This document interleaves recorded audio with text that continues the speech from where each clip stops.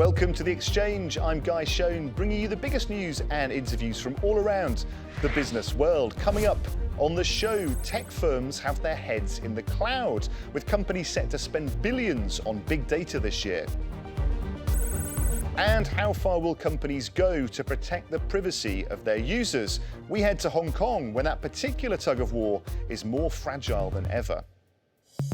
Whether we like it or not, technology is changing the way big corporations store the information they hold about our lives.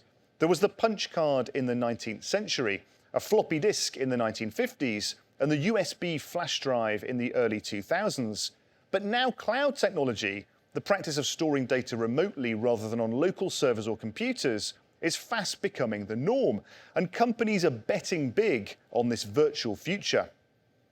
Well, spending on big data and analytics solutions is fast approaching a value of $215 billion. Well, that figure is set to grow nearly 13% by 2026, and IT services and software solutions are the two biggest segments companies are looking to expand. Cloud technology means data is accessible anytime and anywhere there's internet access. Experts say that as cloud tech improves, the service will become less and less expensive. One company that's spent billions of dollars investing in cloud technology in recent years is Cisco. Chintan Patel, who's Chief Technology Officer in the UK and Ireland, joins me now. Chintan, other industries are scaling down spending as uncertainty still lingers.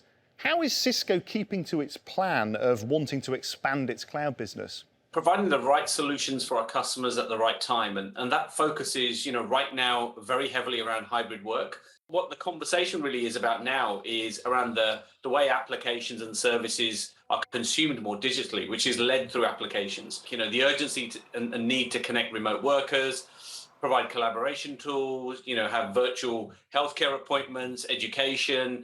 That's kind of really driven the transition more so towards cloud in terms of getting scalability and agility. And so the idea is trying to find the best mix of technology and be able to allow our customers to manage those environments in a secure way.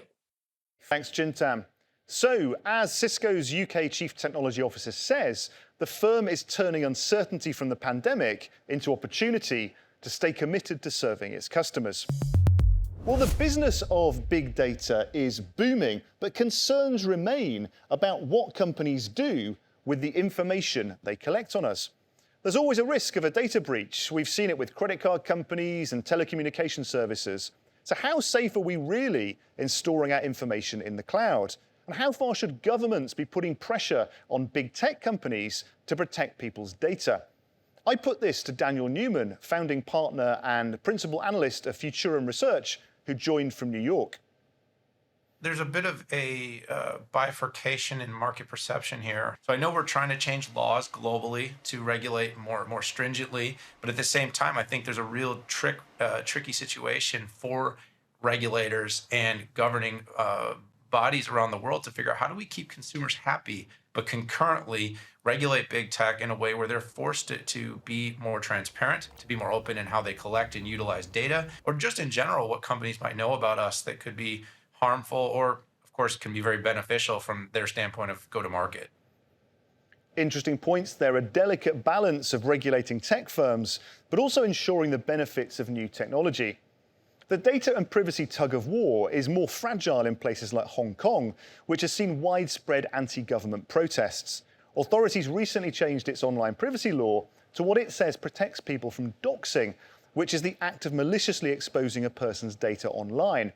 But critics, including big tech firms, are questioning if it's a tool against the freedom of expression.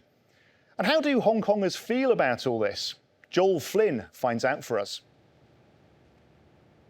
Well, Guy, Hong Kong has been considered a gateway to China for well over 100 years, but changes that are happening here are threatening to put its future into question. Data privacy laws are in the midst of a potentially generational shift, and not everyone here thinks it's for the better. After authorities successfully quashed the unrest last year, attention swiftly turned to Hong Kong's laws on data, and now a new front has opened up online.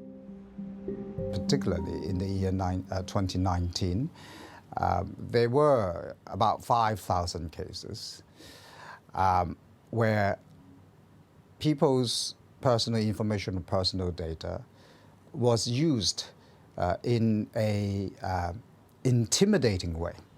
Now the law has been changed, so doxing is now criminalized. The changes may mean many here have different expectations for data privacy than they did a few years ago. I think it's a bit stricter here than elsewhere, right? But I still think it can be worked on and tightened up. Talks of a new data law from China are looming over not just Hong Kong, but the whole of Asia, and the implications could be even more significant. The PIPL would apply in Hong Kong or anywhere else in the world if somebody, let's say in Hong Kong or a company in Hong Kong, is providing goods or services to people in China or monitoring their behavior. Hong Kong's government had harboured hopes that the city could become a data and innovation hub in Asia, but with an increasingly complicated web of rules here, data security and privacy may soon look very different. It's time for our regular feature, Business in 60 Seconds, Start the Clock. The US Labour Department releases its monthly jobs report. The US economy has been recouping pandemic job losses, but new COVID variants and vaccine mandates threaten to derail its path to recovery. Despite months of solid rehiring, labour force participation remains short of pre-pandemic levels.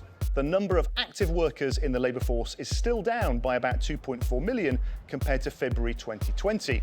The Eurozone reveals retail sales data for the month of December. The holiday season is traditionally a month of robust spending, but a fourth wave of COVID-19 cases hitting the continent may have caused people to stay at home.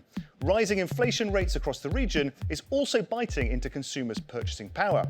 And Walgreens Boots Alliance is out with its fiscal first quarter earnings. The US's largest drugstore chain is continuing to see a rebound of over-the-counter medication for coughs and colds. The mobilization of booster doses and the approval of vaccines for children is also giving the company a lift. Made it. 2 seconds to go. So, the cloud race is on. Companies aren't shy to spend big money on big data. And we as consumers find ourselves possibly having to take a small leap of faith to trust storing our whole lives in the cloud. Well, that's all we have time for on this edition of the show. Thanks for watching. Please do check out euronews.com for all your latest business news and join us again next time on The Exchange.